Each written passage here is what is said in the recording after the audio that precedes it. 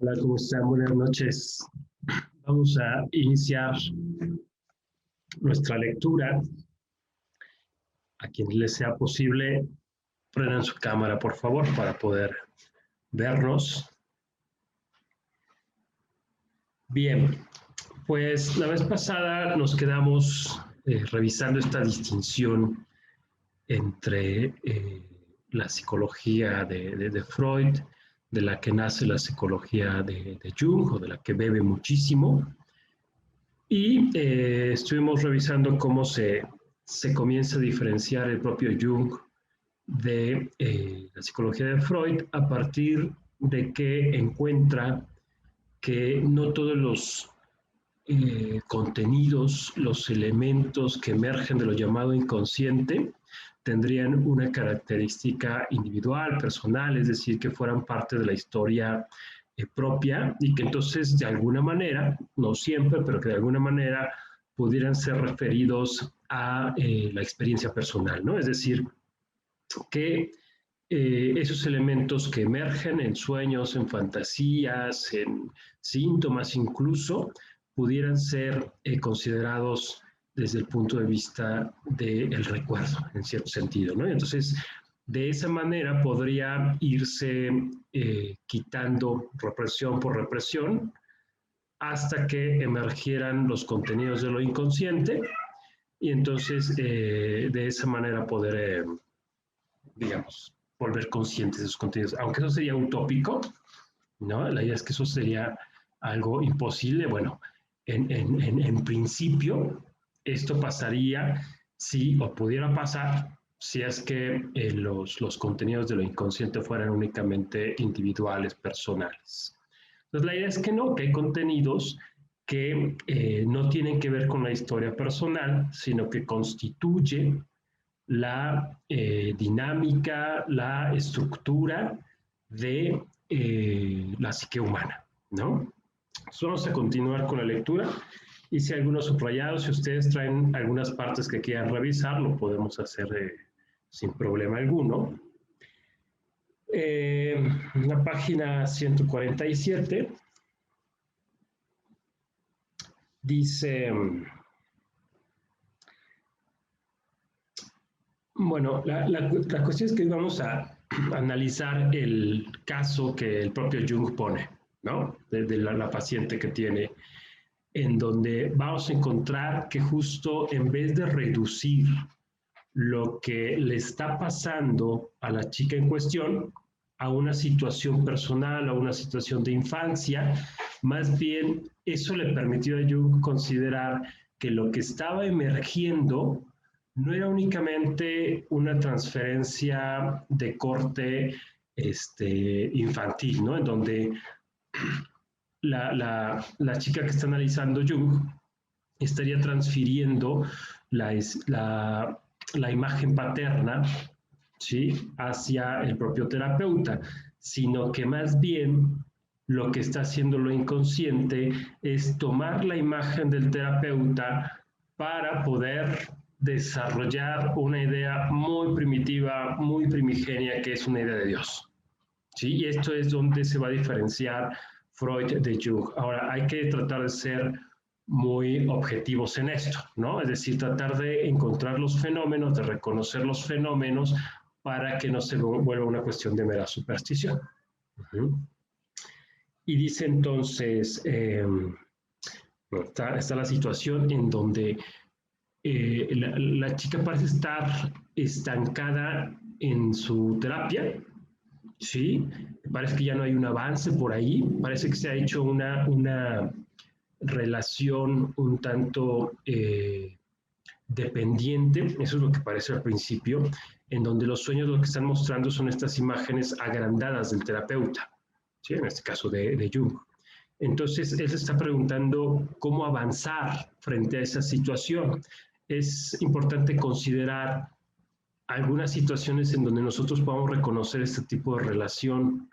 ¿Sí? En la vida hay muchísimas situaciones en donde nos encontramos atados a través de elementos inconscientes. O sea, regularmente todas esas relaciones en donde nosotros nos sabemos apegados, eso que algunas tradiciones llaman apego, podría ser una relación en donde nos estamos relacionando a través de elementos inconscientes. Entonces, bueno, tenemos esta situación. Si una persona de las que llamamos normales no tendría dificultades en romper los grilletes del sentimiento en uno u otro punto con un acto energético de la voluntad, o si acaso se deslizaría inconscientemente hacia el otro lado, cosa que tal vez sea lo más habitual, siguiendo la lista pendiente del instinto, sin llegar a hacerse nunca una idea clara de la naturaleza del conflicto que se escondía detrás de ciertos dolores de cabeza o de cualquier otro malestar físico. Pero una cierta debilidad del instinto, que puede responder a muy diferentes causas, es suficiente para impedir una transición fluida e inconsciente. El progreso se queda entonces atascado en el conflicto y el estancamiento de la vida resultante equivale a una neurosis. En este caso, aquí todavía Jung está considerando el que la dependencia, el vínculo que hay de esta chica, de esta paciente con Jung, sea problemático respecto a que el propio instinto no logró dar ese paso de independencia del terapeuta. O sea, pareciera que estamos en un momento de la terapia, de esta terapia que se está narrando Jung, en donde tendría que haber ya un desenlace y no una dependencia de la paciente con el terapeuta. ¿Sí? Entonces, digamos que lo primero que está observando es, bueno, ¿qué pasaría si justo lo que está sucediendo es este problema de no poder independizarse terapéuticamente de la paciente, ¿no? frente a Jung? ¿Qué pasaría si lo que tenemos aquí es justo una dependencia de esto que se llama transferencia? La transferencia es cuando nosotros transferimos algo de nuestra vida psíquica a una persona. El ejemplo más claro es siempre el enamoramiento. Cuando nos enamoramos de alguien, sobre todo que apenas acabamos de conocer o que nos acaban de conocer, si es al revés, se enamoran de nosotros, y no hay, digamos, elementos objetivos para que ese enamoramiento sea intenso, lo que está pasando ahí es que algo de la vida psíquica de la persona se está transfiriendo a la otra. Eso es un fenómeno que pues, podemos comprobar en nuestra propia experiencia. Es un fenómeno hasta cierto punto natural de psique, ¿no? Del alma. Es uno de los procesos del alma mediante los cuales después vamos a poder experimentar o vivenciar situaciones que solos no podemos. Nos enamoramos, odiamos, ese es otro fenómeno, a veces odiamos gente que pues ni la conocemos o ni sabemos bien quiénes son. Esos son fenómenos de transferencia, pero lo que nos están permitiendo es vivir algo fuera de nosotros que no podríamos vivir dentro, ¿sí? O que no estamos pudiendo vivir dentro, porque a veces no se puede, o sea, por cuestiones de historia personal, de edad, de toda una serie de circunstancias, necesitamos algo que en el mundo nos coloque en esa situación. De hecho, muchos de los conflictos que vivimos serían en gran medida oportunidades para poder vivir situaciones de las que no estamos siendo conscientes. Ese es el valor del conflicto en este tipo de terapia, ¿no? En este tipo de psicología. No es una cuestión masoquista de estar buscando conflictos y vivir en la depresión, ¿no? En la nigredo, no es eso, pero es que el valor de tener un conflicto, de tener un proceso psicológico intenso, radica en que justo estamos atravesando de esa manera una situación que el alma, digamos, lo inconsciente, ha considerado necesaria para el desarrollo individual total, a veces incluso poniendo en conflicto al yo consciente, ¿sí? Entonces, aquí lo que Jung está considerando es que pues, la terapia debió haber llegado a un final, ¿no? Esto es lo primero que va a suponer. ¿Sí? ¿Por qué esta paciente no está dando el paso de decir, pues creo que ya he acabado mi proceso aquí y pues necesito seguir sola, digamos? Es un momento interesante. Esto es bien problemático porque me ha tocado también ver, ¿no? El proceso contrario. Yo quería ponerlo aquí como en consideración eso. en donde en realidad la persona dice, ¿sabes qué? Ya creo que voy sola, ¿no? Ya no necesito, y en realidad lo que está haciendo es defenderse frente a la terapia. A veces la terapia puede llegar a momentos en donde el yo es puesto en conflicto, llegamos a una situación intensa de la persona, y entonces la persona comienza a tener una serie de situaciones que ya no le permiten seguir con la terapia. O sea, esto sí es una cuestión mucho al estilo del arte, ¿no? Dicen por aquí justo la terapéutica, ¿no? Es una especie de arte. Habría que saber cuando lo que está sucediendo es que la persona ya necesita caminar con sus propias piernas, o cuando más bien está evitando el seguir en terapia porque hemos llegado al punto de conflicto. Si ustedes lo piensan, son situaciones que si bien se dan de modo artificial en terapia, y con artificial quiero decir en un espacio definido, no con una metodología definida, es decir, con cierto artificio, con cierto arte, lo cierto es que todo eso está pasando en el mundo exterior, continuamente, ¿no? Transferencias de todo tipo. ¿Sí? Ustedes pueden abrir el Facebook y ahí está el manicomio abierto, ¿no? De todas las cosas que vivimos los seres humanos, ¿no? Una serie de situaciones que uno no comprende porque justo no son comprensibles desde el punto de vista consciente. Entonces, aquí estamos frente a una situación en donde Jung se está preguntando por qué se ha estancado, ¿no? ¿Por qué parece que no se da ese paso en donde la persona acaba su terapia? ¿Sí? Dice, a consecuencia de dicho estancamiento, la energía psíquica fluye, en efecto, en todas las direcciones posibles que de entrada no parecen servir a ningún propósito. Surgen así, por ejemplo, las inervaciones en exceso intensas del simpático, de las que se siguen trastornos nerviosos gástricos e intestinales, o bien se produce una excitación del vago y con él del corazón, o acaba concediéndose un valor excesivo a fantasías y recuerdos que en sí mismo carecen de todo interés, pero que ahora obsesionan a la conciencia, ¿no? Cuando estamos en una situación en que la vida se estanca, ¿no? Lo que nos estanca es la energía psíquica, ¿sí? La energía del alma, eso que antiguamente llamaban eros, es algo que está constantemente fluyendo, pero no está fluyendo siempre de manera que nosotros podamos observarlo. Entonces a veces genera síntomas en el cuerpo, a veces genera un cierto tipo de condición de la fantasía, ¿no? De la imaginación, en donde hay imaginaciones que perturban, imaginaciones que obsesionan, imaginaciones de todo tipo. Eso sería muy importante revisar, ¿no? Nuestra imaginación. Por ahí Sinesio, un platónico antiguo de los primeros siglos, señalaba que justo necesitábamos hacer una revisión de la fantasía. ¿Qué es lo que está pasando en la vida psíquica? Es tanto como revisar qué es lo que está pasando en la vida de la fantasía, ¿no? Y claro, el cuerpo como expresión de esa fantasía, ¿no? Los síntomas, los dolores, las enfermedades como expresión física de lo que está sucediendo anímicamente. Eso también es algo que podríamos mapear cada quien. Dice,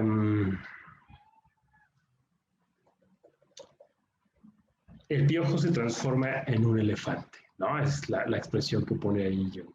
O sea, vean, son situaciones que se han vuelto anormales, ¿sí? Que tienen un contenido o una intensidad distinta a la que supuestamente deberían tener. ¿Sí? Entonces, piénsenlo, por ejemplo, en la obsesión sobre una persona, ¿no? Con una pareja, ¿sí? O en un odio obsesivo frente a una situación o un miedo obsesivo. Ahí hay algo que está inflamado y eso es lo que uno tendría que reconocer, cómo existe algo que perdió la dimensión. Ese es el síntoma. En el caso de lo físico, pues, por ejemplo, las cuestiones crónicas, ¿no? Enfermedades que nos comienzan a perseguir y que habría que darle una lectura, no a nivel de un diccionario de símbolos, pues, sino a nivel de, bueno, pues si lo que tengo es un dolor de cabeza, ¿de dónde pudo haber surgido? ¿Qué condiciones favorecen eso? Cuestiones de, de, de eh, cómo me encuentro cotidianamente, qué tipo de tratos tengo, en qué ambientes me encuentro, cuáles son las ideas que constantemente me pasan por la imaginación, ¿sí? O sea, como algo orgánico, cuestión anímica con la cuestión física traduciéndose una a la otra. Si en este estado se necesita un motivo ulterior que ponga fin al equilibrio mórbido, y la naturaleza misma avanza inconsciente e indirectamente en dicha dirección a través del fenómeno de la transferencia. Eh, Cuando existe este equilibrio mórbido, que de alguna manera la neurosis es un equilibrio mórbido, porque es una especie de trato entre aquello que se quiere expresar y las represiones que no le permiten expresarse de una manera directa. O sea, piensen en algún deseo que se vuelve conflictivo con el entorno moral, social, ¿no? Individual incluso, de lo que nos está permitido considerar que deseamos, ¿no? Vivir, experimentar como deseo. Entonces, al no poderse expresar, va a buscar una forma de manifestarse alterna, que puede ser neurótica, ¿no? Entonces, en vez de manifestar un deseo sexual, lo que hago es manifestarlo a través de la comida o del dejar de comer o una culpa, ¿sí? Una situación de este tipo. Entonces, ese tipo de equilibrios con los que solemos vivir, habría que revisar qué tipos de equilibrios mórbidos tenemos, ¿sí? Pueden encontrar en la transferencia una oportunidad para ser resueltos o al menos para moverse. Pues imagínense una persona que, por ejemplo, ha negado su capacidad o su necesidad de entablar relaciones emocionales y afectivas, ¿no? Durante muchos años y ha vivido de esa manera y de repente surge una persona con la que, por ejemplo, en terapia o, por ejemplo, pues un enamoramiento, una amistad, ¿sí? Algo sucede que fuerza a la persona a tener que enfrentar eso, a vivenciarlo, aunque sea de manera conflictiva. Ahí se rompe el equilibrio. Entonces, el conflicto viene a ser esa vía a través de la cual se pone en entredicho ese equilibrio que se ha vuelto mórbido, porque no hay un desarrollo de la personalidad. Se está estancada en una situación. Entonces, ahí el conflicto, que se da regularmente a través de una transferencia, es decir, algo en el mundo comienza a tener un acento afectivo fuerte para la persona, ¿no? La comienza a mover psicológicamente, y entonces eso está buscando que se enfrente la situación. Por eso es que aquí también tendría valor el conflicto como conflicto, no buscando un equilibrio ahí. O sea, hay personas que se han acostumbrado a sufrir. Esa no es la idea. El conflicto realmente nos va a sacar de todo equilibrio mórbido. ¿Sí? Esa es la idea. Se va a volver insoportable. ¿Eso que va a forzar? A buscar algún tipo de solución, ¿no? Hay, como lo saben, muchas opciones, terapias, cuestiones religiosas, deportes, hay quien lo encuentra más bien, lo lleva al deporte, ¿no? Y todas estas cosas que solemos a veces comentar, ¿no? Entre los seres humanos de cómo se resolvió una situación. Pues comencé a dedicarme al arte, comencé a dedicarme al deporte, asumí un credo religioso, fui a terapia, ¿sí? Pero necesitamos ese desequilibrio, porque hay un equilibrio que es mórbido, es decir, no es realmente una situación que favorezca el desarrollo de la personalidad, ¿sí? Ese es el valor del conflicto, ¿no? Y de los elementos inconscientes que emergen, porque acuérdense que estamos hablando de la relación entre el yo y lo inconsciente. Entonces, ¿qué sucede con lo inconsciente? Que muchas veces genera este tipo de contenidos que se transfieren a un objeto del mundo, a una situación. y nos fuerzan a experimentar o a tratar de volver consciente aquello que ya no nos está permitiendo vivir, pero que nos ha sacado de ese equilibrio mórbido. Eso es lo importante aquí. Dice, en el curso del tratamiento, en efecto, la paciente proyecta la imagen del padre en el médico, convirtiéndolo en cierto modo en su padre, así como en la medida en que el médico no es su padre, en un equivalente del hombre que ya no ha podido conseguir. De este modo, el médico se transforma en cierto modo en padre y amante, o en otras palabras, en objeto del conflicto. Los opuestos se fusionan en él, con lo que el médico viene prácticamente a constituir una solución ideal al conflicto. Con ello pasa sin quererlo a ser objeto por parte del paciente de esa estimación exagerada que al profano le parece poco menos que incomprensible y a resultas de la cual el médico se convierte en un salvador y un dios, ¿no? Aquí está esta perspectiva más del lado de Freud, ¿no? En donde parece que lo que está realzando la imagen del médico es todo contenido o los contenidos reprimidos por la paciente respecto a una necesidad de encontrar un sustituto para el padre, ¿no? O sea, pensando en estos complejos Electra, Edipo, ¿sí? De enamoramiento infantil, de alguna manera natural dentro de la historia de lo psicológico, ¿no? Donde ese amor que tiene la paciente por su padre, pues se tiene que transferir a un individuo que no sea su padre, ¿no? Y que entonces comience a tener este desarrollo en donde ya no es más la hija, sino ahora sí es la esposa, ¿no? Que parecen ser necesidades humanas de algún tipo. Entonces, ese es el paso que no se está dando de acuerdo con Jung, porque la paciente ha depositado esa necesidad en la relación terapéutica. Eso es lo que en terapia como tal se llama transferencia. Sí, que luego está la otra parte, la contratransferencia es lo que siente el médico, ¿no? Que también es una situación a analizar, porque no crean que los psicólogos no sienten nada, ¿no? Hay muchas escuelas que quieren ser muy objetivas. Jung va a decir, eso no existe, ¿no? La verdad es que el psicólogo es un ser humano y también puede tener sentimientos respecto a los pacientes y son importantes esos sentimientos de ser analizados. Pero bueno, en esta relación entonces parece que lo que está generando el estancamiento de la relación terapéutica es que estos contenidos no se han vuelto conscientes, como para que se dé cuenta la paciente que es necesario que deje la relación terapéutica para buscar ese amor en una persona en el mundo objetivo afuera. ¿Sí? Ahora, lo que va a decir Jung es, yo me comencé a dar cuenta que mi paciente era muy inteligente como para no saber eso.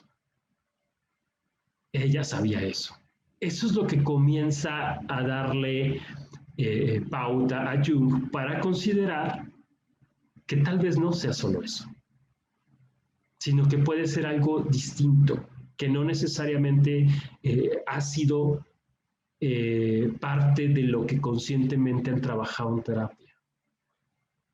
Y es ahí donde va a emerger, como ya lo habrán leído, si no, ahorita lo vamos a ver, ese elemento de lo que considera Jung lo inconsciente colectivo, ¿no? Que son elementos que no han pasado por la experiencia, que no los hemos vivido, sino como ya hemos señalado en la sesión anterior, más bien son condiciones de posibilidad de toda experiencia. Sí, esto es muy, muy importante, que es el lenguaje que toma Jung de Kant, ¿no? Son condiciones a priori de la experiencia, condiciones de posibilidad de la experiencia. Yo puedo experimentar algo como ser humano en tanto que participo de las condiciones previas a toda experiencia humana. Y que decíamos la vez pasada, poniendo ejemplos como yo les decía de la risa, ¿no? La risa es algo súper inconsciente, es algo para lo que todos nacemos preparados, digamos, ¿sí? Pero no aprendimos a reír, sino que ya estábamos capacitados para la risa y solamente se activó eso. Por poner un ejemplo, ¿sí? El enamoramiento, todas esas cosas, ¿sí? Porque no es lo mismo enamorarse que el celo en los animales. Eso es muy importante. O sea, parte de la configuración del ser humano ya implicaría que no solamente entramos en celo. ¿Sí? Si hay algo de eso en nosotros, el deseo, que es que se enciende tal vez en ciertos momentos del año, no lo sé. Pero en nosotros se da con características que no tienen los animales y que ya vienen preconfiguradas, digamos, precargadas en nosotros. Eso es parte de lo que consideramos lo inconsciente colectivo, ¿no? Va a decir Jung por ahí, al final, creo, que son vías, ¿no? Más que contenidos, son vías heredadas, dice. No son ideas que heredemos, que nos enseñen, sino son vías de la experiencia. Es la historia de la humanidad, de la experiencia humana que se va heredando en cada ser nuevo que nace. Entonces dice,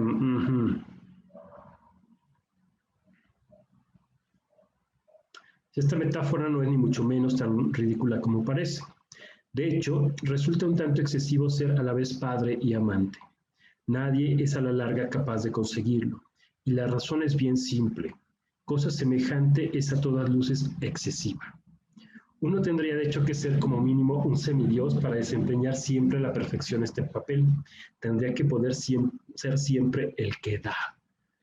No sé si lo han notado, pero hay muchas relaciones basadas en ese tipo de transferencia, de proyección, como también la va a llamar Jung, ¿no? De hecho, el término que usamos coloquialmente, ya te proyectaste, pues viene de ahí. Si hay algo que se proyecta. Entonces, cuando nosotros atribuimos ese tipo de necesidades o de funciones a una persona externa, pues se vuelve insoportable una relación. No está a un nivel humano. Y dice, en principio, al paciente inmerso en una transferencia, esta solución provisional le parece lo ideal, pero a la larga, dicho estado degenera en una situación de estancamiento que resulta tan perjudicial como el conflicto neurótico, pues en rigor sigue todavía sin haberse dado ni un solo paso en el camino hacia una solución real. Otro fenómeno que se me ocurre respecto a esto y en relación con el amor, con las relaciones amorosas, es que muchas de estas relaciones, por ejemplo, que son intensas en un principio, ¿no? O sea, personas que se conocen y no sé, al mes ya están declarándose amor y se van a vivir juntos. Tal vez no tan así, ¿no? Digo, en esas son es muy claro, pero esta intensidad que se muestra en ciertas relaciones de forma casi inmediata, justamente nos va a manifestar que un contenido psicológico se está transfiriendo y al principio puede generar una especie de cambio y de estabilidad de la relación, ¿sí? Pero a la larga se va a mostrar como insuficiente porque la forma en la que se están relacionando implica que cada uno de los elementos cargue, bueno, cada uno de las dos personas que están en la relación cargue elementos demasiado grandes, demasiado inflamados, ¿no? O sea, padre, madre ideal, ¿no? Dios, diosa, todos estos contenidos que son proyectados en la otra persona son muy difíciles de sostener, o sea, es imposible sostener eso. Ser el dios o la diosa de otra persona, ¿no? La otra mitad ideal es una cosa imposible. Entonces, cuando eso se transfiere, comienza a generar poco tiempo después el conflicto, ¿sí? Porque esa relación casi divina, ¿no? De cuento de hadas, es insostenible. Y es ahí donde va a comenzar a moverse a través del conflicto la psicología de las dos personas. ¿Sí? Hay veces que esta relación y este equilibrio mórbido en el que las personas pueden vivir puede tardar muchísimos años. O sea, puede ser una relación que se mantenga en esas exigencias, a ese nivel de exigencia durante muchísimos años, pero las personas de alguna manera son conscientes, de otra manera no, de que su relación es insostenible, al menos siendo llevada de esa manera. ¿Sí? Son relaciones que ya saben, entran en conflicto, se pelean, regresan, ¿sí? Y se mantienen en una especie de equilibrio mórbido. Eso es a lo que se está refiriendo Jung, poniendo este ejemplo. ¿Sí? Ese tipo de relación, ¿no? Pueden ser también relaciones de trabajo, piensen en alguien que está trabajando demasiado y entonces comienza a olvidar otros factores importantes de su vida. Y es una cosa muy compleja de poder primero ser consciente de ello y después hacer algo por mejorar esa relación, ¿sí? Por intentar nuevos modos de relacionarse con el trabajo, con una pareja, sin que esto implique el olvido de otro tipo de elementos vitales que son importantes también para el desarrollo pues, de la individualidad. Entonces, eso es lo que tenemos en este caso también, ¿no? O sea, se vuelve insostenible el que esta chica le esté atribuyendo eso a Jung en este caso, ¿no? En terapia. Dice, el conflicto se ha limitado a ser transferido. De todos modos, una transferencia feliz puede conseguir, por lo menos temporalmente, que la neurosis se desvanezca por entero, y por este motivo Freud acertó plenamente al ver en la transferencia un agente curativo de primer orden, pese a lo cual siguió observando en ella un estado meramente provisional que, si bien constituye la promesa de una posible curación, se halla todavía muy lejos de esta. Ahora es muy importante lo que les digo, la proyección en sí misma, la transferencia, porque la situación que pone en conflicto una vida o que la tiene en este estado estancado, ¿no? De la existencia, al darse la transferencia, comienza a moverse y parece que algo comienza a fluir, ¿sí? Pero lo importante va a ser que después podamos objetivamente reconocer qué es lo que se está transfiriendo para que pueda ser integrado en la conciencia y no solamente cargado sobre la persona en la que se está transfiriendo ese contenido. Sí, o sea, ok, ya me enamoré, ¿no? Me siento totalmente entusiasmado porque esa persona que conocí hace un mes le llegó a dar sentido a mi vida. Ahí es cuando debo decir, a ver, ¿qué está pasando? ¿Sí lo ven? Y de repente hay personas que así ya se aventaron 4 años de relación y en realidad tal vez no se conocen. ¿Por qué? Pues porque todo fue a partir de una transferencia. Entonces la cuestión es comenzar a deshacer la transferencia para ver quién está enfrente. Sí, Dan. Bueno, solo para Hola. citar un ejemplo, de estas de relaciones de transferencia, está la novela de La insoportable levedad de ser, ¿no? Cómo se relaciona Tomás con Teresa y digamos como que están los dos sujetos de sus complejos, él del complejo paterno y ella del complejo del mundo de la madre, se conocen, se enamoran, se escapan, ¿no? Y pues bueno, todo el desarrollo de su relación, pues es una relación justamente de transferencia. Sí, exactamente. Y por eso es que no son tan atrayentes estas novelas, porque finalmente la mayoría de las relaciones tienen mucho de esto. O sea, tampoco es que caigamos en una especie de condenación de estas cosas. Lo importante es que nos demos cuenta de cómo la vida del alma está más allá muchas veces de lo que pretende querer la conciencia, porque incluso si dijéramos hay que cuidarnos, ¿no? De estas relaciones, pues es imposible y sería de hecho contraproducente, porque a veces necesitamos esa transferencia, de otra manera no se está moviendo la vida.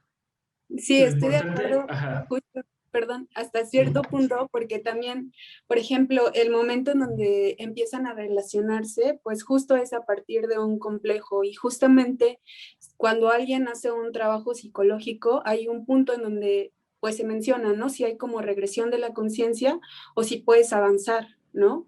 Entonces, digamos como en este camino de la evolución. Entonces, cuando te das cuenta justamente que estás dentro de un círculo vicioso en donde tus complejos se están arrebatando, pues creo que sí es pertinente como saber cuándo estás siendo tomado por ese inconsciente, ¿no? Y sí, justo como dices, o sea, no es algo como que tú quieras alejarte de eso, porque es un proceso justo del alma, ¿no? Es un proceso que tienes que enfrentar, digamos, y que pues es parte justo de este proceso de evolución, ¿no? De individuación, ¿no? Y que creo que de alguna forma pues nos señala muy bien cómo están relacionándose estos estratos cíclicos. Sí, exactamente. Y bien lo dices, es una cuestión de volver consciente, de darnos cuenta, dices. Esa es la diferencia entre dejarnos llevar por estos complejos, ¿no? Que ahorita Dan está metiendo un término muy importante dentro de toda esta cuestión, ¿no? Que son los complejos. Eh, eh, pues ya saben, ¿no? Toda esta cuestión del complejo de Edipo, por ejemplo, que es, digamos, una forma muy particular o una estructura muy particular del alma, para Freud, sobre todo el alma del varón, ¿no? Donde se enamora de su madre, digamos, todos los mitos serían complejos. Entonces, los complejos son estas estructuras que tienen elementos múltiples, que cuando son tocados se encienden, digamos, ¿no? Se ponen intensos y nos llevan a tener que vivenciar situaciones que están fuera de nuestro control. Esto es muy importante, no podemos caer en la fantasía de querer controlar esto. Pero, como muy bien dice Dan, tenemos que darnos cuenta cuando está allí, porque de otra manera somos arrastrados, ¿sí? De otra manera, vivimos las cosas inconscientemente y eso es infernal. Eso es algo en donde sufrimos demasiado. Entonces, yo me puedo dejar llevar por el amor así sin más, a los cielos y a los infiernos que trae consigo, o decir, a ver, ¿qué está pasando? ¿Por qué de repente estoy tan enamorada, tan enamorado de esta persona a la que apenas sí conozco, ¿no? Siguiendo nuestro ejemplo. No es que deba decir, no, no me voy a enamorar porque eso está mal y los complejos. No, no, no, es, a ver, se activó, ¿no? Lo que se dan, el proceso está activándose y eso es lo que uno tendría que escuchar, que hay un proceso activo y una necesidad activa de nuestra psique que nos está atravesando, porque, claro, el conflicto es algo que se nos puede ir de la mano y no lo controlamos y nos quejamos, ¿no? Cuando nos pasan cosas que, ¿por qué me está pasando esto? Pero ¿qué tal cuando nos enamoramos o cuando nos pasa algo muy bonito? O sea, ahí también tendremos que decir, a ver, ¿por qué me está pasando esto?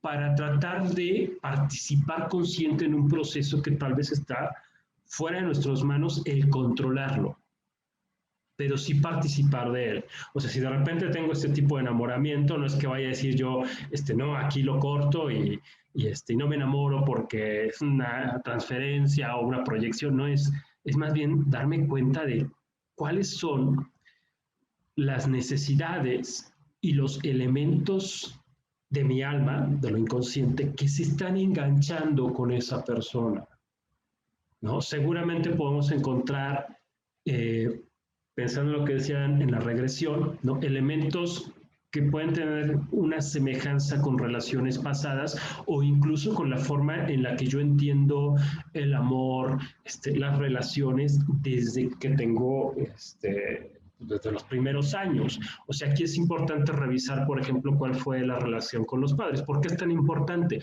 Pues porque fue el primer espacio psicológico, psíquico, en donde se desarrollaron mis emociones.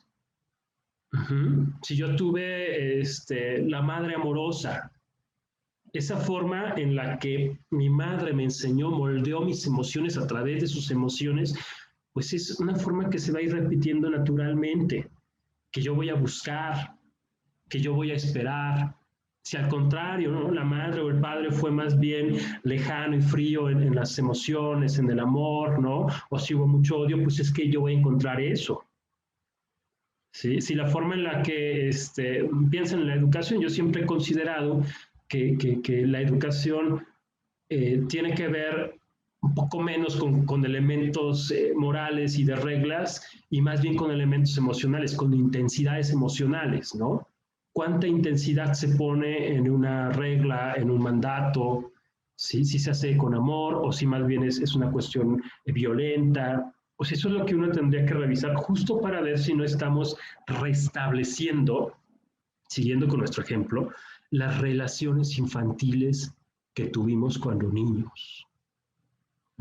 Eso es bien importante. Por eso esto que Freud hace, ¿no? Al buscar en la infancia las raíces de nuestra vida anímica, es trascendental, porque no sé si lo vean, pero en verdad nuestra emocionalidad, nuestra forma de ser está moldeada a partir de nuestras primeras experiencias, porque son traumáticas, ¿sí? No en el sentido negativo necesariamente, son asombrosas.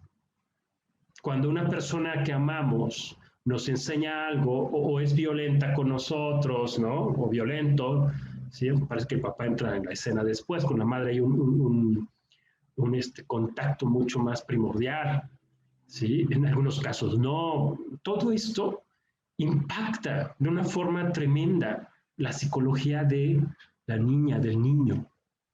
Entonces, por eso es necesario revisar nuestras relaciones para ver si, justo como dice Dan, no es una regresión, es decir, tratar de restablecer una condición emocional, relacional de la infancia, porque a veces estamos buscando eso. Una de las cosas que, por ejemplo, se pueden encontrar en estas situaciones es, para ponerles otro ejemplo, ¿no? Porque esto es muy variado, creo yo, ¿no? Muy compleja la vida de Psique. Pero yo he encontrado con que hay quienes están tratando de resolver, por ejemplo, un desprecio o un abandono primordial, es decir, histórico, ¿no? De los primeros años, y entonces buscan parejas que les hagan sentir ese abandono, ese desprecio, para lograr ahora sí obtener lo contrario. ¿Sí? Pero es que en nosotros, una persona que le ha pasado eso, estaría un cassette en donde yo, frente a esto que me ha hecho sentir despreciado, abandonado, ¿no? Esta inferioridad, tengo que lograr superarlo venciendo la misma situación. ¿Sí? Y entonces nos buscamos una misma situación para, esta vez sí se va a poder, esta vez sí se va a poder.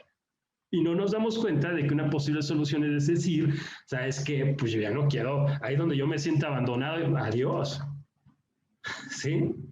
Y no afanarnos en resolver una situación primordial. Ese es un caso, ¿eh? O sea, puede haber muchísimos, ¿no? Porque realmente cuando James Hillman, ¿no?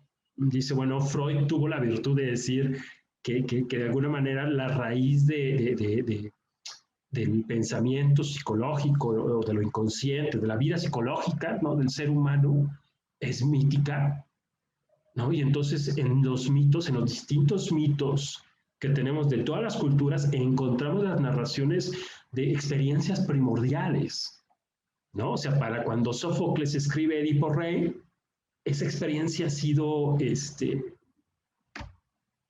millones de veces vivida por muchas personas.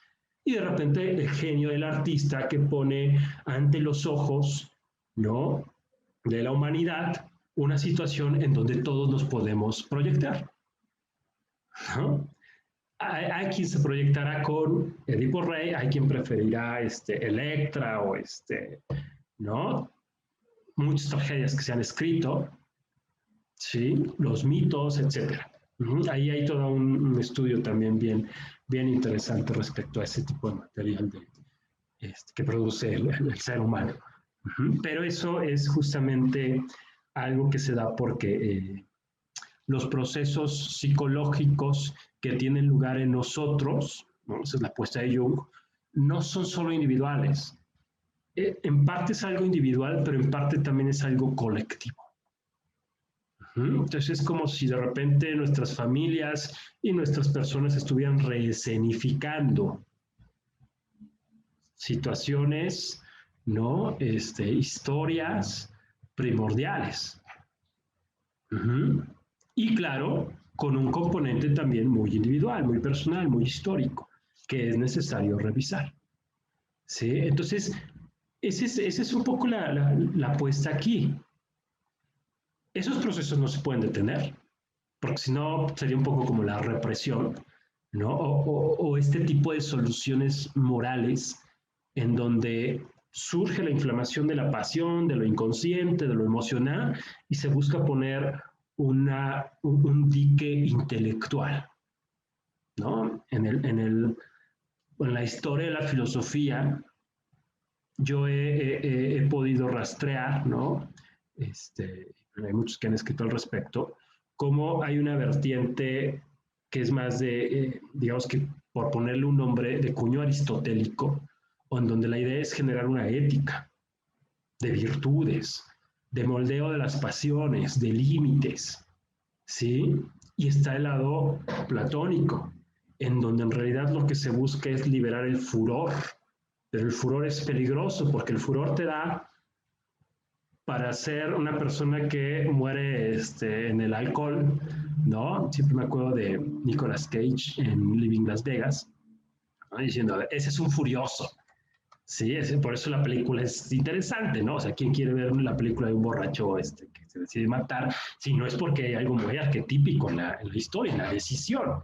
Si no la han visto, veanla, es buenísima, ¿no? Living Las Vegas.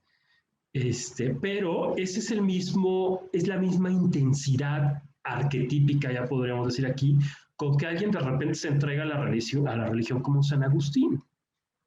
¿Sí? Entonces, es eso, ¿no? Es el límite de las pasiones, ¿no? De esto inconsciente, el moldeo consciente de la vida inconsciente, o más bien el encauzar toda esa fuerza inconsciente hacia ciertos objetivos. Eso es lo que se está jugando en el caso de que está planteando Jung, ¿no? Es, a ver, vamos a hacer una cosa, sacrificar ya la relación terapéutica y le tengo que decir, ¿sabes qué? Ya necesitas caminar con tus propios pies, buscarte una relación, ¿no? En donde ya no me transfieras a mí esto porque, pues, lo que va a decir Jung es absurdo, ¿no? Que yo pudiera complacerla como padre y como amante, además, ¿no? Siendo su terapeuta. Pero Jung dice, eso lo sabía ella, ¿no? Era inteligente ella lo sabía, y que estábamos en esa situación. Y ahí es donde, justo, de acuerdo con lo que podría ser la noción de Freud, ¿no? Ahí debía cortar la relación transferencial y ponerle muy en claro cuál era la situación y a lo que ahora se iba a tener que enfrentar. ¿Sí?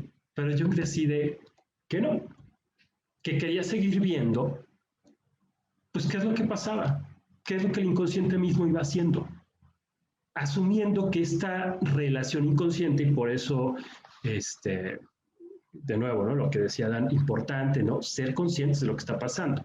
Pero a ver, si dejamos seguir esto, ¿hacia dónde me lleva? Pero no es únicamente dejar esto, ¿no? Que siga de forma inconsciente, sino observando. ¿A qué va a llevar esta situación? Pues a darse cuenta que lo que se estaba gestando era una idea de Dios. ¿Sí? Sin pensar en ningún tipo de credo particular, sino a esta necesidad religiosa que es instintiva para Jung, que tiene todo ser humano. Por eso lo que les decía al principio de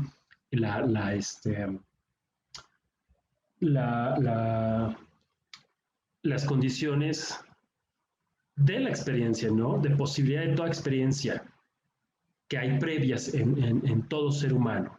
La religiosidad, como instinto, como lo considera Jung, no es una adquisición artificial, ¿no? La creencia de gente primitiva y gente, sobre todo, la gente racionalista considera a quien tiene una fe como gente supersticiosa, ¿sí? O ingenua.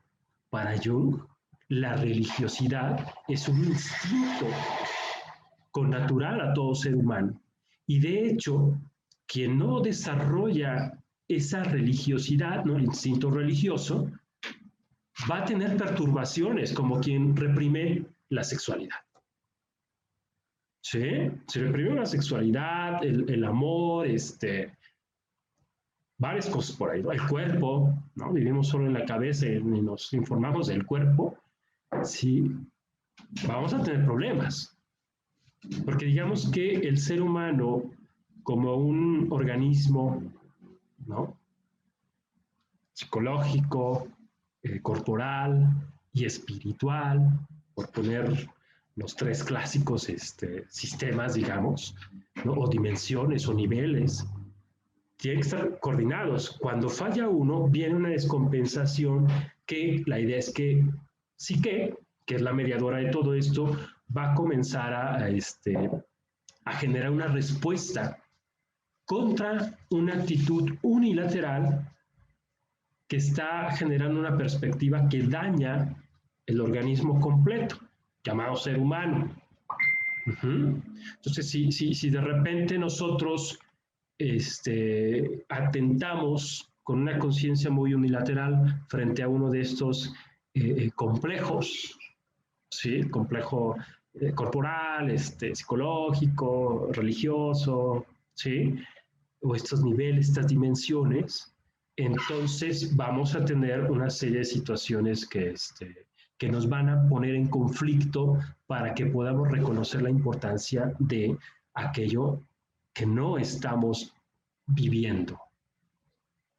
Esto en un sentido muy general. Lo que va a resultar del caso que está observando Jung es eso. Había una idea religiosa gestándose en el alma o lo inconsciente de su paciente. Una idea que iba a dotar de sentido lo que venía y que permitió que la relación transferencial se disolviera. Sí, pero vean, ¿no? No fue confrontarla con el mundo y con la necesidad de tener una pareja. Puede ser que si hubiera pasado eso, ¿no? Y hubieran dicho, a ver, hasta aquí, se hubiera encontrado una pareja y además le hubiera cargado todo eso, ¿no? La necesidad de un Dios, digamos, ¿no? De esto divino, de esto espiritual. Y como el propio Jung va a narrar, lo que sucedió fue lo contrario, de hecho, ¿no? Conforme se fue gestando la idea de una divinidad interna, ¿sí? A la vez se fue generando una relación amorosa. Y se fue separando el instinto religioso, la necesidad de algo espiritual, de la necesidad de una relación humana de pareja. Eso fue lo que sucedió en el caso que está narrando Jung. Eso es bien importante, porque entonces aquí necesitamos revisar esos aspectos. Sí, en filosofía siempre ha sido, al menos en la filosofía antigua, medieval y renacentista, ¿no? Siempre fue muy claro que la dimensión espiritual era importante.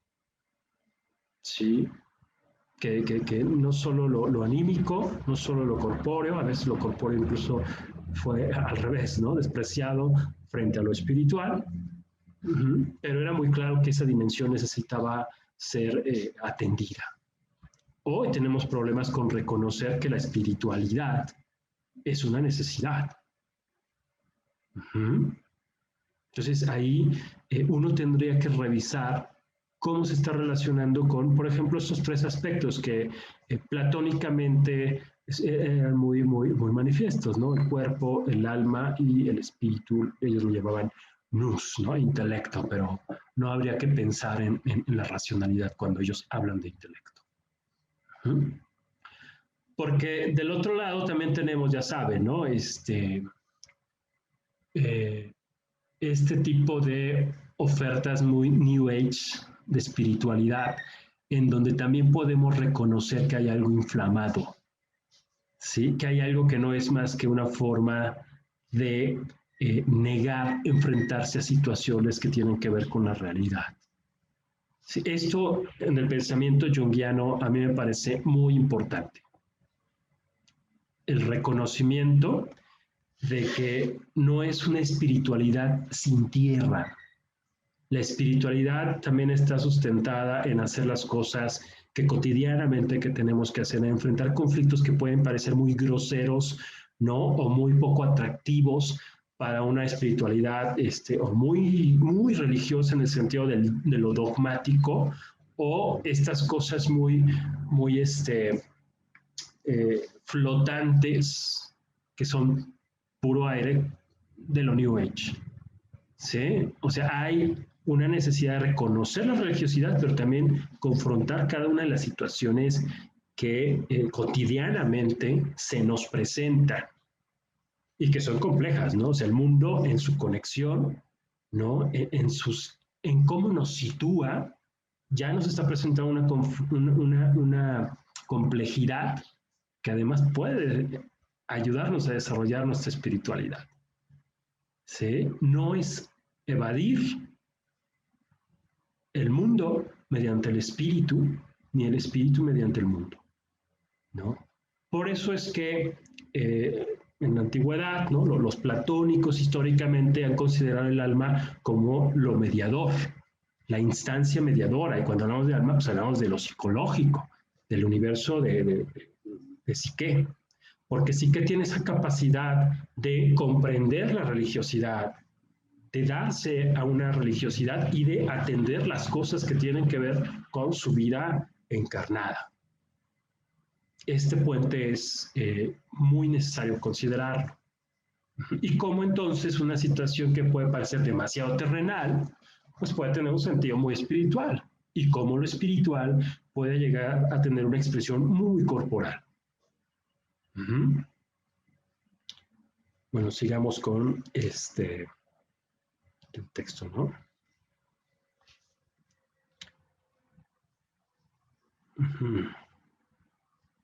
Bueno, con lo que él se veía enfrentado, dice, es justo con el problema de la disolución de la transferencia. De nuevo, ¿no? Puntualicemos aquí que de lo que él se ha dado cuenta, en el caso que está narrándonos, es que pues ya la transferencia está estancada, o sea, hay una relación demasiado cómoda, ¿no? O al parecer cómoda entre la paciente y el terapeuta, ya no está avanzando. Entonces, ¿qué hacer? Y es aquí donde viene Jung y nos dice, bueno, pues yo me permití seguir lo que el inconsciente proponía, ¿no? Porque pues conscientemente parece que ambas partes sabían pues, que la transferencia ya estaba muy acomodada, ¿sí? Y entonces acudió a ese factor que no tiene que ver con lo consciente, que son los sueños, ¿no? Y ahí es donde se van a presentar estos sueños bonitos, donde la figura de Jung se ve engrandecida y es casi un dios del viento. Pero vean, o sea, paganísimo el asunto, ¿no? No estamos hablando de ningún dios en particular, aunque claro, alguien podría tratar de alimentar, conociendo ciertas mitologías, buscando dioses de viento, a ver si hay algunas analogías que le permitan incluso nombrar al dios, o sea, así se vale. Pero eso le permitió a Jung ver cómo el inconsciente o lo inconsciente, ¿no? Estaba utilizando la imagen, su imagen, ¿no? Como terapeuta, para poder comenzar a fraguar una manifestación de la necesidad de un ser divino, ¿sí? A través de la imagen de Jung se comienza a desarrollar la conciencia de una relación con algo más amplio, con algo más alto, más profundo, ¿sí? Que está más allá de lo humano. Eso es bien importante. Esto claro que un racionalismo crudo no comprendería. Cómo el tener consciente una relación con algo que se experimenta como más allá de lo humano, llena de sentido la vida de una persona. No es una fe ciega.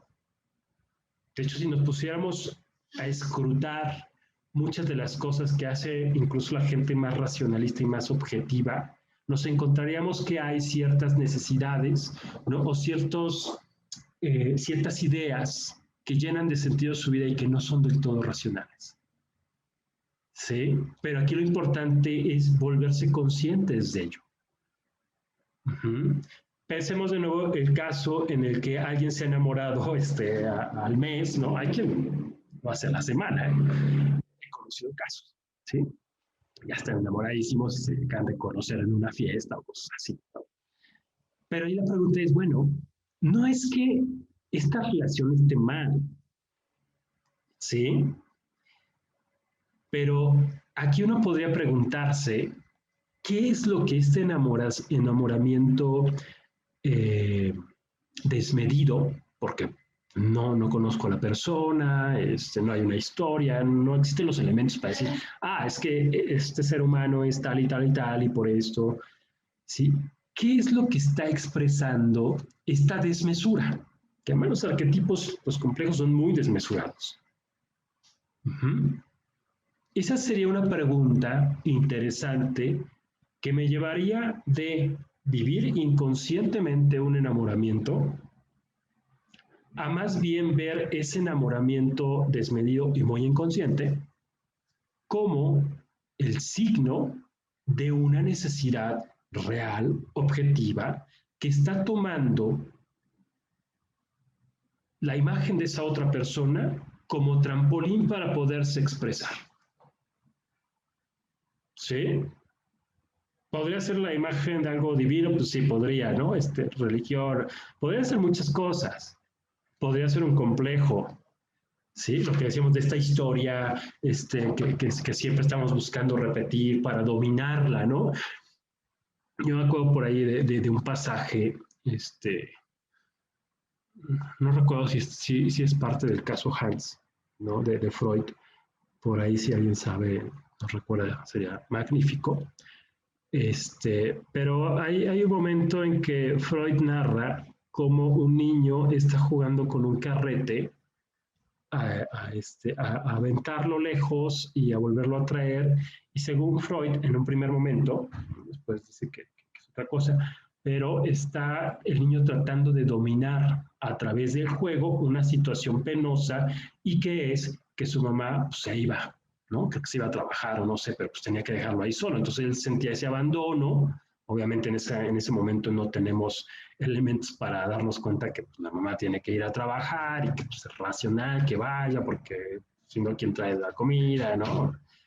No, ahí solamente se siente una pérdida. Entonces, a través del juego, ¿no? Una primera tesis que tiene ahí Freud, muy interesante, es que pues, trata de dominar y que muchos de los juegos, de hecho, podrían ser formas en las que nosotros alcanzamos a dominar situaciones, contenidos psicológicos que son conflictivos para nosotros. Uh-huh. Entonces,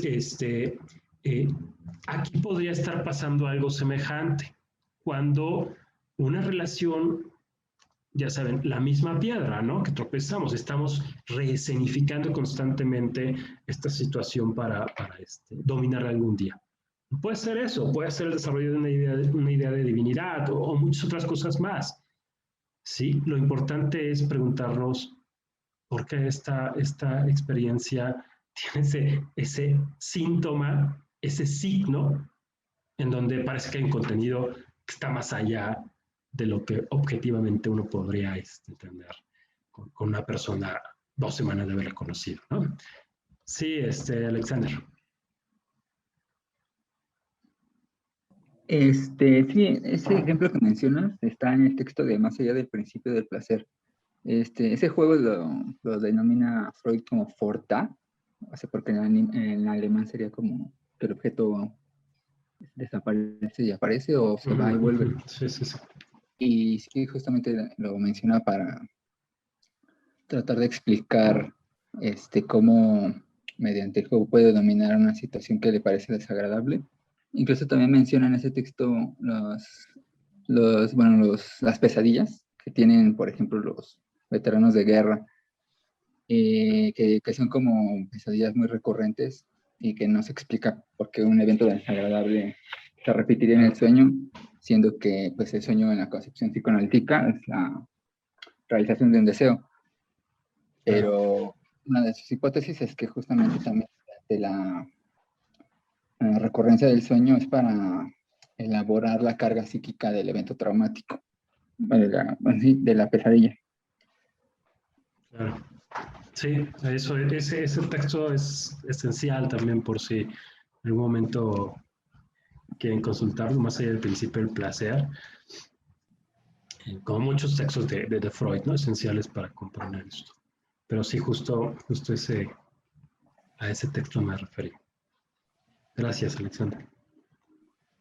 Y bueno, entonces tenemos esta cuestión, ¿no? de los sueños. Dice, los sueños contienen imágenes y relaciones entre ideas que no son creadas por nosotros de forma voluntaria y consciente. Eso es el valor del sueño que es impresionante, ¿no? O sea, la idea es que sí son manifestaciones pues, totalmente involuntarias, o sea, piénsense en el sueño, ¿no? No estamos interviniendo. Y surgen, brotan esos contenidos de forma natural, ¿no? En la vida psicológica. Eso es en donde Jung va a comenzar a poner su atención para poder después generar esta noción en donde lo que se está presentando es una idea de algo que está más allá de la experiencia humana, por las dimensiones que está manifestando la imagen en el sueño, ¿sí? Por los contenidos. Esto es parte de lo que Jung va a hacer a la hora de comparar los elementos del sueño con los elementos de las mitologías, ¿no? que son tan afines en la forma de expresar sus contenidos. ¿Sí? Entonces, cuando nosotros consideramos los sueños o las mitologías, este sería el valor de las mitologías, lo que estamos considerando son elementos primigenios de la experiencia humana. Y entonces es el sueño el que va a comenzar a manifestar a través de este lenguaje, ¿sí? Agrandado de la imagen, la necesidad de una relación de corte espiritual, ¿no? Religiosa. La parte consciente, digamos, no alcanzaba para ver eso, sino que Jung se vio en la necesidad de escuchar lo que los sueños decían. Es complejo, pero como que uno se va más o menos acostumbrando al lenguaje de esto, ¿no? A través del conocimiento de la mitología, a través del estudio de la psicología analítica en general. Sí, es complejo, pero a mí me parece que uno de los mejores métodos, para mí el mejor, es esta consideración que tiene James Hillman en un libro que se llama El sueño y el inframundo, donde hace un poco la historia, muy corto, ¿no? de lo que inició con Freud, el análisis de los sueños en Freud, cómo atraviesa en Jung, hasta que él considera que a los sueños no hay que interpretarlos, ¿sí? Sino hay que escucharlos tal y como son. Por ahí, si les interesa, el texto se llama así, El sueño y el inframundo. Es muy interesante para esto. Por dicho motivo, los sueños son en realidad algo sumamente objetivo, que podríamos considerar como producto natural de la psique, por lo que es lícito esperar de ellos que contengan indicios e insinuaciones relacionadas con ciertas tendencias básicas del proceso anímico. ¿Sí? Lo que señalaba Dan, hay un proceso que se está gestando. ¿Sí? Y podría ser una cuestión que si no la atendemos, nos llevaría a una regresión o a la neurosis. Sí, esta disociación, dice Jung, ¿no? con uno mismo, que bueno, habría que entender una disociación del yo con el alma, con los procesos del alma. Sí, puesto que el proceso psíquico vital, como cualquier otro proceso propio de la vida, no se limita a constituir un mero discurrir causal, sino que es también un proceso teleológico y orientado a un fin, es lícito esperar de los sueños, los cuales no son sino un autorretrato del proceso psíquico vital, que presenten indicios tanto de una causalidad objetiva como de tendencias objetivas. Esta es una de las tesis fundamentales de Jung, en donde él dice diferenciarse del pensamiento de Freud, o de la forma en que Freud hace psicología analítica. ¿Sí? Para Freud, va a decir Jung, existe la necesidad de ir hacia las causas, ¿sí? De regresar hacia el pasado para encontrar la causa de aquello que se está produciendo hoy como síntoma, digamos. Ajá. ¿Sí? Para Jung, hay veces que es posible regresar a eso si es necesario, pero incluso él va a decir, a veces ni se pueden encontrar esas causas, ¿no? El trauma primordial, y, ¿sí? Dice, él se va a preguntar, ¿por qué no consideramos que un proceso psíquico, más allá de las problemáticas que ha tenido por la historia personal, porque es cierto, hay toda una historia, un pasado, hay causas ahí condicionando o condiciones, ¿no? Que están modelando el proceso, ¿por qué no pensamos en la finalidad del proceso? En donde incluso con todo y la accidentalidad de la vida individual, de lo que nos haya pasado, ¿sí? Doloroso o agradable, sí que ha estado buscando la manera de expresar aquello que necesita expresar, que necesita cumplir. Entonces, en vez de ser un proceso únicamente causal, ¿no? De atrás hacia adelante, también habría una finalidad. Por eso habla de esto teleológico. Esto más adelante va a conectar, y aquí es donde, por eso la religión se vuelve tan interesante en Jung, va a conectar con la necesidad individual de poder expresar una cierta finalidad que muchas veces desconocemos. ¿Sí? Así lo voy a poner, como si el alma de cada uno de nosotros tuviera ya una finalidad y habría que reconocer dicha finalidad. E incluso todos los conflictos y todas las situaciones que nos suceden estarían de alguna manera relacionadas, si no es que supeditadas, a el camino que ha estado tratándose de abrir Psique para expresar eso. ¿Sí? Un ejemplo. Si de repente, esto sí es una cuestión, no quiero decir azarosa, pero sí, que cuando hablamos de lo azaroso es lo que no comprendemos, ¿no? Pero si de repente mi alma, por ponerlo así, es música, ¿no? Viene a hacer música al mundo porque ama eso. Pero, pues yo caí en la otra necesidad, ¿no? Muy social, tal vez muy familiar, de, no, pues es que los músicos, ¿de qué viven? ¿no? Y entonces me pongo a hacer otra cosa y estudio lo que ustedes quieran, ¿no? Para no herir sus susceptibilidades, ¿no? Pero estoy en una situación que no concuerda con esa finalidad irracional totalmente, muy anímica, que hay en mí. Entonces se va a generar una neurosis y un conflicto. ¿Cómo sé de esa necesidad?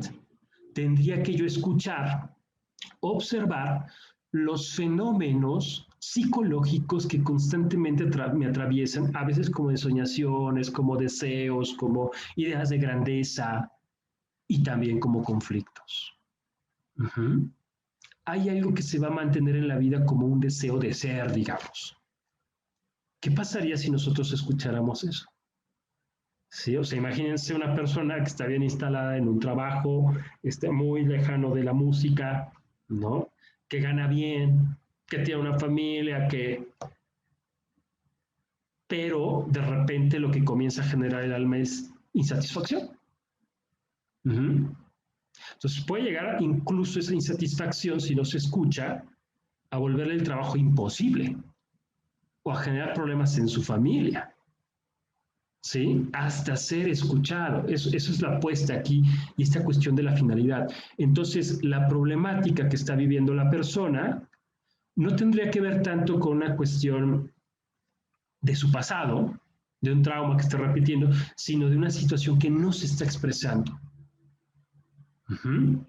Claro, esto tiene que ir pues, todo con microscopio en cada caso individual, pero no sé cómo lo vean, pero creo que cuando uno habla de esto, algo comienza a resonar en cada uno de nosotras, de nosotros. Sí, porque hay algo que se quiere expresar. Entonces parece que desde esta postura, ¿no? Y bueno, aquí estamos hablando un poco más de pensamiento de Jung en general, sí habría una finalidad, una dirección. Y cuando nosotros nos conectamos con esa dirección o hacemos algo por esa dirección, nuestra vida se llena de sentido. ¿Sí? E incluso se puede narrar lo histórico como parte del proceso para llegar a la toma de conciencia de que yo tenía que dedicarme a esto. Y eso también de alguna manera expresa la vocación religiosa, o sea, religión también en el sentido de religarse con la vida. Sí, a veces tiene que ver con cuestiones muy teológicas, pues sí, hay quienes nacieron teólogos y sacerdotes y cosas así. Hay quienes no, y ahí están, ya sabrán de muchos casos, ¿no? Uh-huh. Pero en ese sentido también, si de repente encuentro que pues, lo mío es el deporte, o es la música, o es la literatura, bueno, pues una ingeniería, ¿no? Qué sé yo, porque también están esos sentidos de la existencia. Pero digamos que ahí habría vocación, y ese es el sentido de estar llamados, ¿no? Eso es lo que significa vocación. ¿Cuál es el llamado? Uh-huh. Entonces, aquí un poco en este caso es con lo que nos estamos enfrentando. O sea, parece que esas imágenes que comienzan a aparecer en los sueños de la paciente de Jung comienzan a manifestar es esa vocación. O sea, parece que hay un llamado de algo más grande que primero toma la imagen del propio Jung, con quien tiene esta relación transferencial, para comenzar a manifestarse.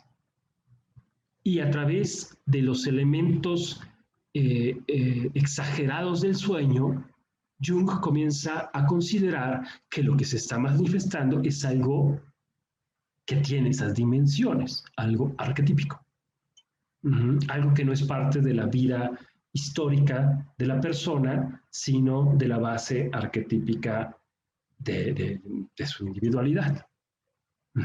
Y que quiere atravesar la historia, porque eso es muy interesante respecto a por ejemplo, la relación entre la historia y lo arquetípico, ¿no? Las religiones, la historia de las religiones de alguna manera podría verse como la intervención de lo arquetípico en la historia. No es una historia de invenciones absurdas y crédulas de la humanidad, sino son las necesidades arquetípicas pensadas como, bueno, que así las vivimos, como algo divino, como dioses, como algo luminoso, como algo que trasciende la experiencia, y cómo esas necesidades han atravesado la historia. Distintas formas de manifestación. Ahí es donde se vuelve preciosa la historia de las religiones.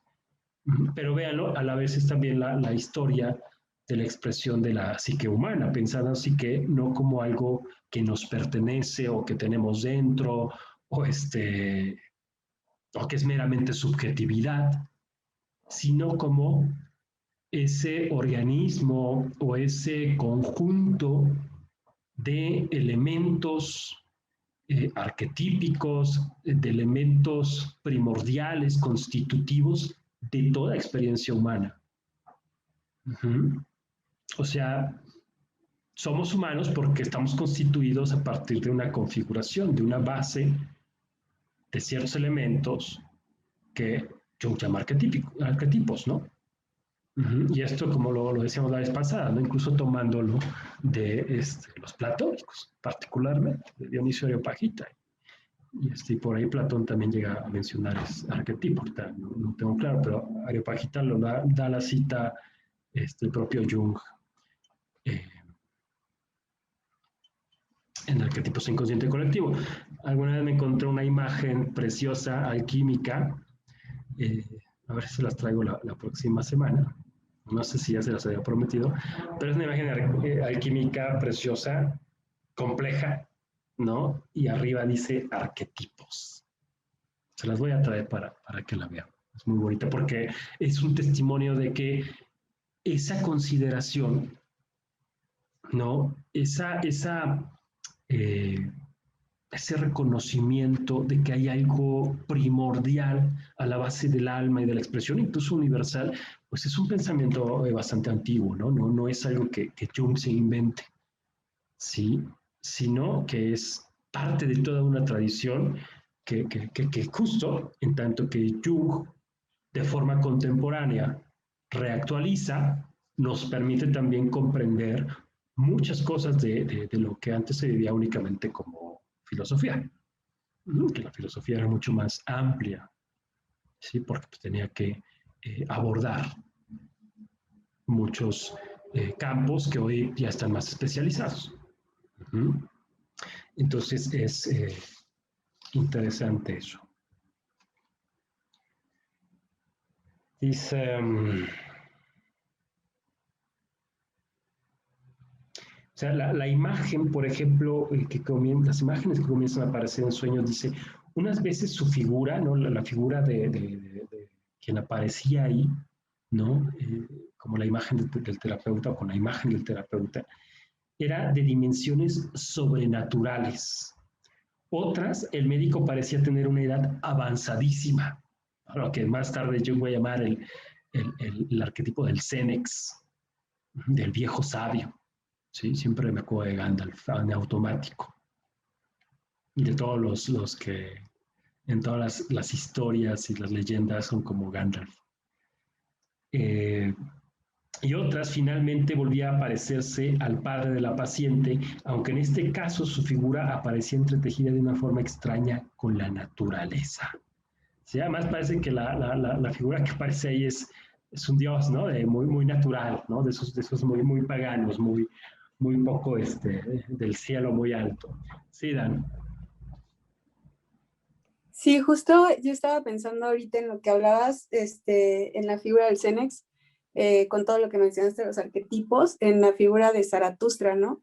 Y cómo, por ejemplo, Overmensch es como ese mito en donde el hombre transita a digamos, este encuentro con lo arquetípico, ¿no? Pero es como algo que es como una transición en donde la figura del superhombre nos trae como este sentido de comunidad, de don, ¿no? De transvaloración de la sociedad, pero también como siempre en sentido de creatividad y de ocaso, que eso es importante. Entonces, pues justo el ocaso pues viene cuando abandonamos o dejamos atrás esta experiencia primaria, ¿no? Ay, es que ando como medio enferma perdón. No te preocupes. Sí, sí, es por ahí. Sí, ya, esta experiencia personal, ¿no? Que justo el hombre, al presentarse como tránsito, tiene esta posibilidad de llegar a ser como, digamos, a superarse a sí mismo, ¿no? Y creo que eso está presente también en Jung demasiado. Sí, el bebé de Nietzsche, ¿no? Ahí están ya publicados sus seminarios, ¿no? De Nietzsche. Y sí, es una experiencia, como lo decía el propio Nietzsche, abismal, ¿no? Okay.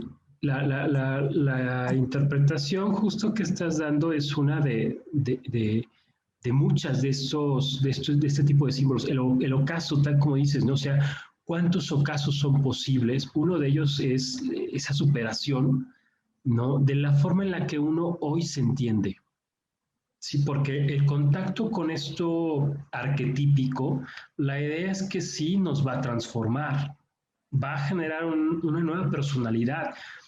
Es súper complejo. Por ejemplo, hay varias historias en la Biblia de lo problemático que es esta situación, esta relación con la divinidad. Por ahí también me acuerdo de Campbell, ¿no? De cuando existe el rechazo al llamado, ¿no? Que es toda una situación para mí que va a generar neurosis, una neurosis de años. O sea, no escuchar el llamado espiritual puede meternos en una situación de estancamiento vital, anímico, pero por años, e incluso puede no ser superado, ¿sí? Y de nuevo, cuando pensamos en esto espiritual, o sea, no es teología, ¿sí? No. O no necesariamente, hay algunos que se dan a la teología, pero aquí, por ejemplo, quién sabe, ya no nos cuenta qué pasó, no sé si lo haga más adelante, pero creo que sí, ¿no? Tiene dotes artísticos la paciente. Pero, de nuevo, ¿no? O sea, tal vez este llamado tenga que ver con darnos a una cierta profesión que conecte con ese sentido, ¿sí? Y que no necesariamente sea un pensamiento teológico o religioso, aunque seguramente tendrá elementos, o la teología nos puede brindar muchos elementos para poder comprender lo que nos está sucediendo. ¿Sí? Como la psicología, pues también la teología. Acuérdense que en términos generales, la teología es el discurso, el conocimiento, pues, de los dioses. Eso es lo que significa. Por ahí están las llamadas teologías platónicas, ¿no? La de Proclo y la de Ficino, que son justamente grandes textos en donde se busca comprender la divinidad, y pues no tiene nada de cristiano. Digo, para aquella que pues no le guste lo cristiano, por tener muchos prejuicios en realidad, ¿no? Pero existen distintos tipos de teología, pues, ¿no? Entonces, sí, el pensamiento teológico creo que es importante por eso, porque nos puede dar muchos elementos, ¿sí? Para comprender, porque son los grandes estudios, discursos, manifestaciones de quienes se han dedicado a lo divino. Uh-huh. Pero es cierto que hablar de esta conexión espiritual, ¿no? De alguna manera también como lo piensa Nietzsche en el Zaratustra, ¿no? Es hasta cierto grado un discurso muy teológico el del superhombre, ¿no? Uh-huh. Sí, totalmente. O sea, porque además es que es curioso, porque si Nietzsche se está peleando con el cristianismo, pero al mismo tiempo estaba utilizando una figura totalmente divina, ¿no? Y que conecta justamente con este hombre sabio que lleva a encontrarse con su animalidad, ¿no? Que vive en una comunidad, que desprecia el mercado, por ejemplo, ¿no? Entonces, como que hay muchos factores y muchas ideas que están presentes ahí y que creo que Nietzsche, de hecho, lo menciona, o sea, no es posible creer en un Dios que no sepa bailar, ¿no? Y de lo incognoscible es algo que no se puede, digamos, como la razón está limitada, eso no quiere decir que no exista. Entonces, como que de alguna forma en el discurso también de ahí está presente y me recordó mucho esto que estabas mencionando, ¿no? De cómo, por ejemplo, el sueño que está mencionando ahí Jung, hay una, o sea, con la paciente, ¿no? Se da la tarea de continuar, digamos, con esta transferencia y justo eso lo coloca en una posición divina, ¿no? Entonces, no es que se rechace o se aniquile, sino más bien se experimenta y se da como a ese ocaso, ¿no? De dejar de ser el médico, por ejemplo. Sí, exactamente. Entonces, hay que considerar muy orgánicamente estos elementos, ¿no? Teológicos, psicológicos, físicos, para pues tener una comprensión en donde no se contrapongan estos elementos, porque de hecho cuando se contraponen es cuando se generan las grandes neurosis. O sea, podríamos aventurarnos a decir que la gran neurosis de Occidente se debe a que en gran medida ha olvidado su religiosidad.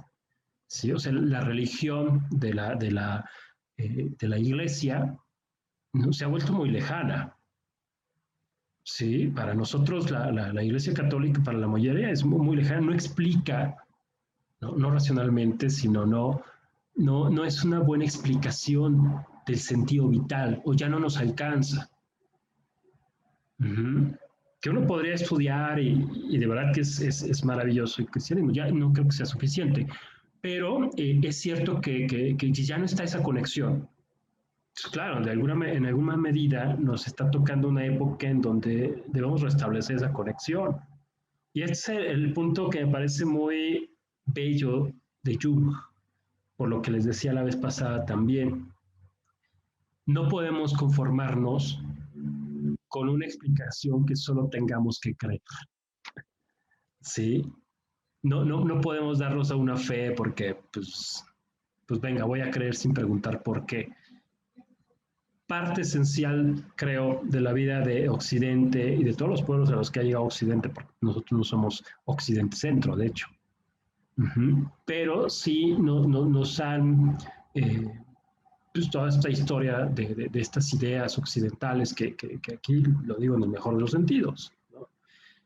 Nos ha permeado de preguntarnos por qué, o sea, bueno, ¿y por qué voy a creer en eso, no? Entonces, es un reto bastante interesante porque necesitamos una nueva relación con lo espiritual que a la vez incluya esta racionalidad de Occidente, la ciencia y todo esto, ¿no? Y esa es una de las apuestas que me parece que Jung no es que dé la respuesta, sino que abre la posibilidad para que nosotros podamos ir generando, no sé si en comunidad o individualmente, pero esa capacidad de decir, bueno, pues la ciencia no contradice la religión y la religión la ciencia, porque está lo mediador, que es psique, ¿no? De ahí que me parezca tan interesante como, ya como lo pensaban los platónicos, el alma sea lo mediador. O sea, que esto se esté fraguando, no en la religión misma, no en esa religión que ya no tiene alma, digamos. Y no porque sus textos no los tengan, sus textos sí, pero algo ha pasado. No se está dando en la política, que muchas veces tiene un alma, pero perversa. Y tampoco se está dando del todo en la filosofía. ¿Sí? Para mí la filosofía se ha vuelto como este discurso justificador de muchas propuestas, válidas, ¿sí? Pero humanas, demasiado humanas, digamos. El elemento divino como que se ha perdido la filosofía, ¿no? Y a veces la filosofía ha buscado en Oriente lo que tenía en sus propias propuestas que ponían al alma como algo central, particularmente este platonismo de los llamados neoplatónicos, en donde el alma es parte del discurso central. Y aquí tenemos otra vez, curiosamente, en un llamado psicólogo, la oportunidad de reencontrar los distintos campos. O sea, eso me parece muy interesante de Jung. Por eso siempre he pensado a Jung sí como un psicólogo, pero a la vez como uno de esos filósofos que se dedicaban a estudiar el alma. Cuando no había esa distinción entre tú eres filósofo, tú eres psicólogo, tú eres físico, o sea, parece que ciertos filósofos tenían que envolver todo eso. Y el alma era el campo de esa unificación. De ahí que también James Hillman, más adelante, vaya a decir, pues es que incluso nuestras enfermedades son parte de ese proceso universal, digamos, que están buscando una nueva relación con lo espiritual y con el cuerpo, ¿sí? Y cuando nosotros podemos ver lo que nos sucede, nuestros conflictos en esa dimensión, entonces, de alguna manera, lo individual es dignificado, pero también lo espiritual se encarna, ¿sí? Y acuérdense, ¿no? La encarnación era muy importante para el cristianismo, por ejemplo. Pero bueno, pues vamos a dejar aquí porque ya es hora y continuamos la siguiente sesión. Tráiganse todos los comentarios que quieran, las ideas que quieran y así nos vamos de a poquito. La siguiente sesión la vamos a hacer en martes, igual a esta misma hora. Pues vayan leyendo y bueno, pues todos los comentarios bienvenidos. Muchas gracias por las participaciones de hoy y pues tengan bonita semana.